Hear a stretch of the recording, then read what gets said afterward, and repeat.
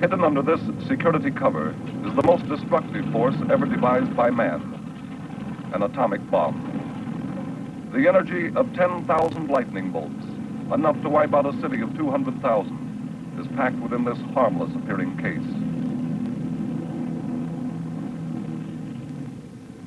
So, with healthy respect and cool efficiency, the weapon is hoisted into the bomb bay of a B-36. For this is another bombing mission conducted by the Air Force in conjunction with the Atomic Energy Commission to test new weapon ideas, to devise effective handling techniques and delivery methods suitable under any and all conditions of weather and warfare. Now, the loading completed, the B-36 is on its way.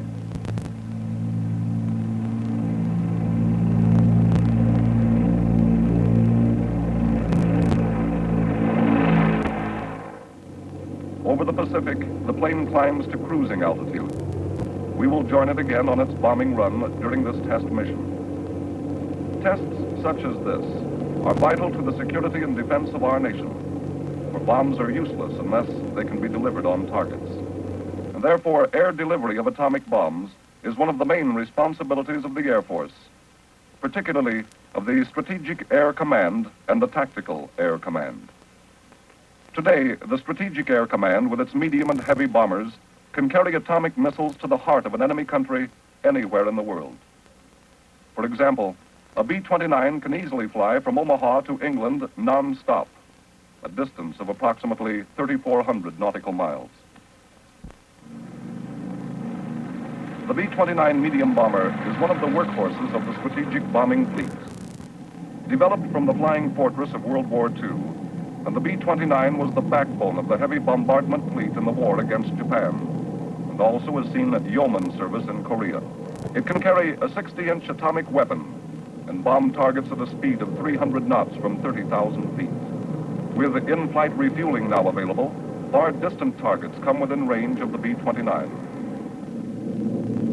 An improved version of the B-29 is the B-50, designed to go higher and farther.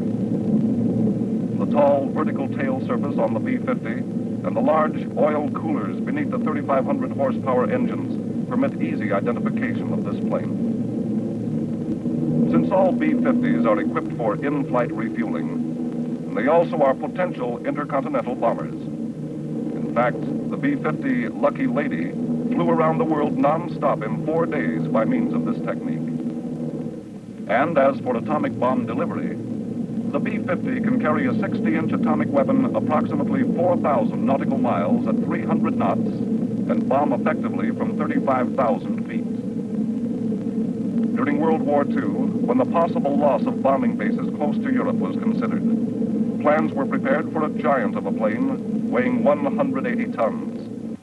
This was the B-36, capable of making a round-trip non-stop combat mission to Europe or a straight-line flight to India, a range of more than 8,500 nautical miles. The B-36 is manned by a crew of 16. It has 4 jet engines in twin pods on each wing for takeoff and climb power, plus 6 conventional engines giving it 42,000 horsepower and an operating ceiling of 53,000 feet. On one endurance mission, a B-36 was in the air for 51 hours of continuous flight on a fuel load of 22,000 gallons, the equivalent of 2 tank cars.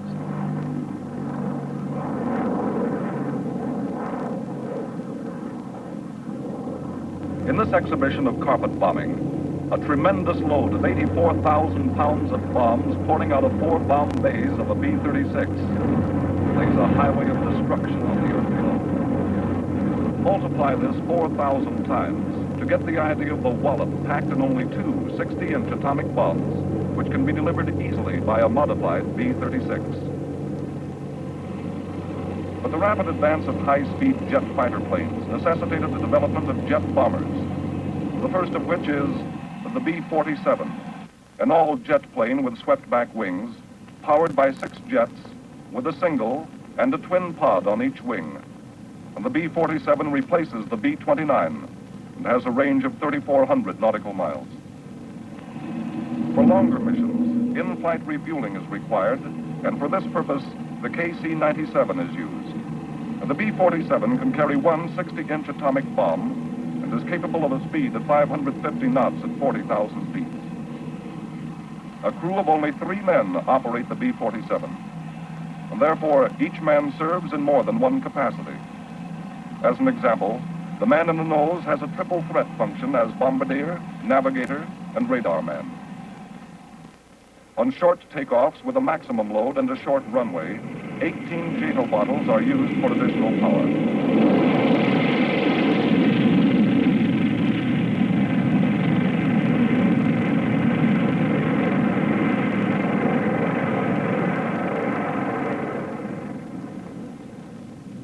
And speaking of power, the greatest of all jet bombers is the new B-52, with 8 improved type jet engines giving it a phenomenal range and load capacity. In a functional sense, the B-52 replaces the B-36. It has a speed of 550 knots and can carry 2 of the 60-inch weapons.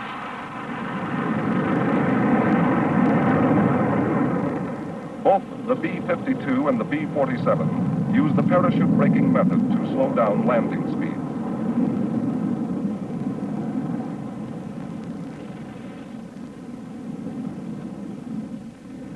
When it comes to just transporting bombs, the record is held without question by the C-124, which can carry 4 of the fully packaged 60-inch bombs from stockpile to forward sites, either transcontinental or transoceanic. It was a C-124 delivery such as this that brought the atomic weapon, now in the bomb bay of the B-36, at this moment high in the sky over the Pacific, on its way to the target area. Final preparations for the drop are underway. Dog 1 to Destiny Control. Leveling out at 8,500 feet for IFI. And this flight is a test of a new weapon. So, black curtains are on the windows as protection against heat and light from the burst. To permit in-flight insertion of the weapon, the B-36 holds a flight pattern at an altitude of 8,500 feet. AC to Weaponeer. How's the IFI coming along? Weaponeer to Aircraft Commander. IFI proceeding satisfactorily. In-flight insertion is an exacting job that calls for calm efficiency. It is performed at a lower altitude to eliminate the hampering of oxygen equipment. Weaponeer to Aircraft Commander. IFI completed. AC to Engineer. Set climb power. Now, the B-36 climbs to bombing altitude. The weapon is armed, and until it is dropped, the arming and firing circuits are monitored continuously. A short time later, after a final report on winds and weather, the B-36, now at bombing altitude, starts its final run. Radar to AC. Approaching target area.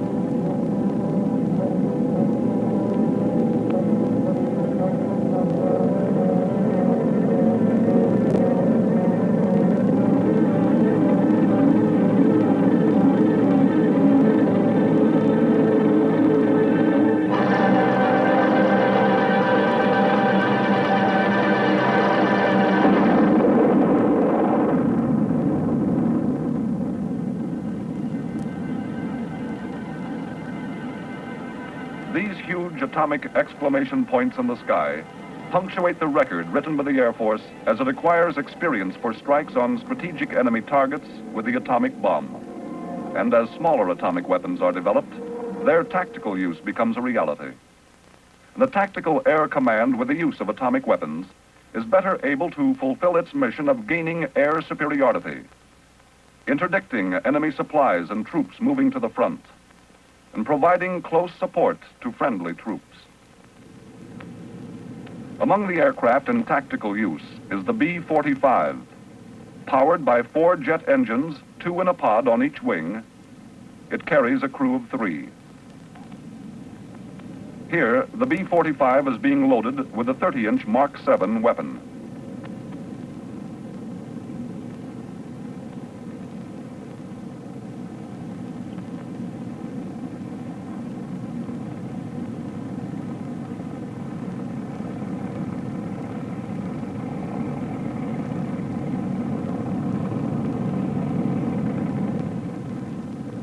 The B-45 is equipped with the Norden visual bomb sight, the Q-24 radar sight, or SHORAN, and has shown phenomenal accuracy in bomb drops. This light bomber makes a very stable bombing platform.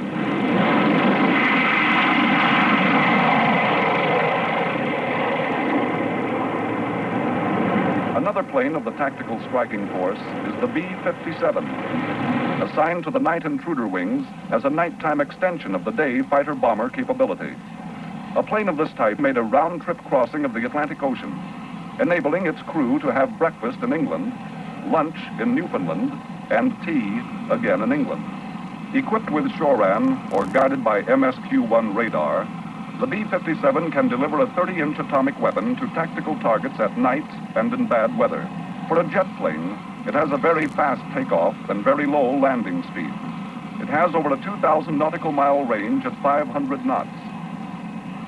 When it comes to speed, of course, the now you hear them, now they're gone jet fighters are supreme, with speeds that exceed 600 knots. These high speeds greatly increase the effectiveness of jet fighters, particularly in executing tactical missions within 500 miles of the front lines. By means of in-flight refueling, normal operating range of jet fighters can be extended considerably. Using in-flight refueling techniques, complete squadrons of F-84s have flown over the Pacific to Japan. And of course, the same technique permits the F-84 to be used as escort for long-range strategic daylight missions. In addition to functioning as a fighter escort and fighter interceptor, the F-84 and the F-86, which showed up so well against the MiG-15 in Korea, can operate now with great effectiveness as fighter bombers on tactical objectives. To the devastating effect of machine guns, rockets, conventional bombs, and napalm, can now be added the vastly greater destruction of a tactical atomic bomb. This small weapon, externally carried, can be delivered either by conventional dive bombing or by the newly developed low-altitude bombing system, the LABS method.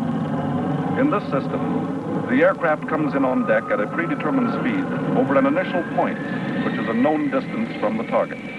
Over this initial point, a computer is started which tells the pilot when to go into his 4G pull-up.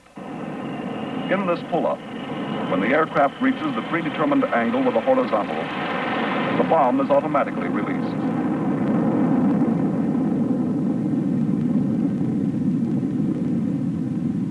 And the aircraft continues its maneuver to escape the effects of the bomb, which is lobbed with pinpoint accuracy to the target.